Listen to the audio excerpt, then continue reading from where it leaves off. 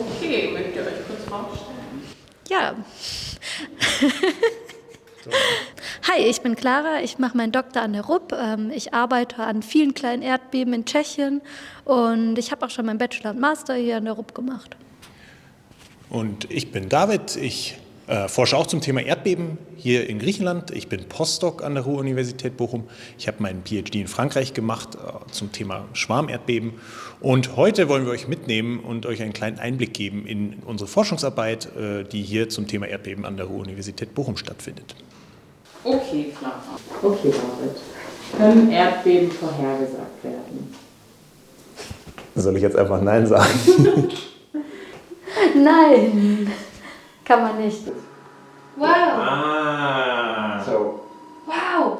Hier hinter mir seht ihr einmal eine Erdbebenkarte mit den Haupterdbebengebieten. Man kann sehen, dass die meisten Erdbeben an den Plattengrenzen zu finden sind. Das Ganze kann man sich vorstellen wie ein großes Mosaik, wobei die Platten einzelne Mosaikstücke sind. Wenn diese Platten sich verhaken und dann weiter bewegen, baut sich Spannung auf. Und wenn diese Spannung dann ausgelöst wird, durch einen großen Bruch, kommt es zu einem Erdbeben, den wir dann mit unseren Instrumenten erfassen können. Hier sieht man ein natürliches Beispiel eines Bruchs. Dabei reden wir auch von Verwerfungen. Man kann sehen, dass hier der Bruch stattgefunden hat an dieser Fläche und eine Gesteinseinheit quasi an der anderen runtergeglitten ist. Die meisten natürlichen Erdbeben finden an solchen Verwerfungen statt. Leider können wir nicht alle Verwerfungen kennen, da viele Verwerfungen inaktiv sind oder nur ganz langsam gleiten, sodass wir sie nicht mit unseren seismischen Stationen oder Instrumenten aufnehmen können. Aber man kann sie teilweise mit geophysikalischen Messmethoden erforschen. Do you change the velocity?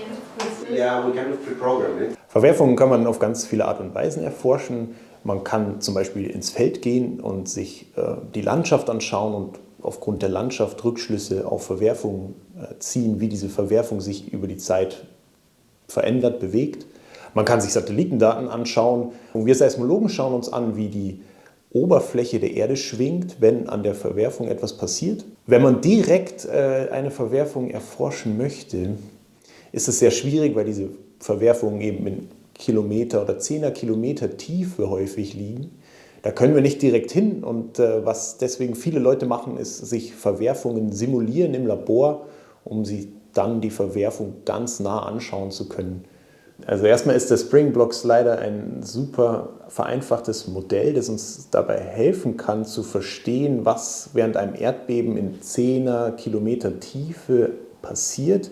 Nur dass wir hier eben an der Oberfläche im Labor sehr genau hinschauen können. Mit dem Motor simulieren wir die Bewegung der tektonischen Platten. Hier haben wir eine Feder eingebaut. Diese Feder simuliert die elastische Energie, die das Gestein im Prinzip speichern kann. Hier haben wir zwei verschiedene Gesteinsblöcke, die wir jetzt dann gegeneinander versetzen. Und mit diesem Gewicht hier oben drauf können wir verschiedene Tiefen in der Erdkruste simulieren. Jetzt ziehen wir hier an, wir simulieren die Bewegung der Platte und irgendwann ist die Kraft so groß, dass der Stein über den anderen rutscht. Und jedes kleine Rutschevent ist dann eben ein Erdbeben. Wir nehmen während dem ganzen Prozess auf die Kraft, mit der wir anziehen, und die stellen wir hier an diesem Display dar. Und jetzt kann man diesen Zickzack hier sehen. Und immer wenn der Stein rutscht, dann geht die Kurve hier für einen gewissen Versatz nach unten. Obwohl es sehr einfach ist, ist eine ganz tolle Art und Weise, Wissenschaft zu machen. Und das Ganze hilft uns dann final dabei, besser zu verstehen, wie an verschiedenen Verwerfungen verschieden große Erdbeben auftreten mit einer unterschiedlichen Häufigkeit. Leider können wir Erdbeben nie vorhersagen. Wir können nicht die Größe des Bebens vorhersagen und auch nicht der Zeitpunkt, wann und wo er auftritt. Jedoch können wir durch unsere Methoden seismische Gefahren einschätzen. Und falls ihr Erdbeben auch so spannend findet wie wir, könnt ihr euch gerne noch ein paar Infos auf unserer Website holen. Die haben wir euch in der Infobox verlinkt.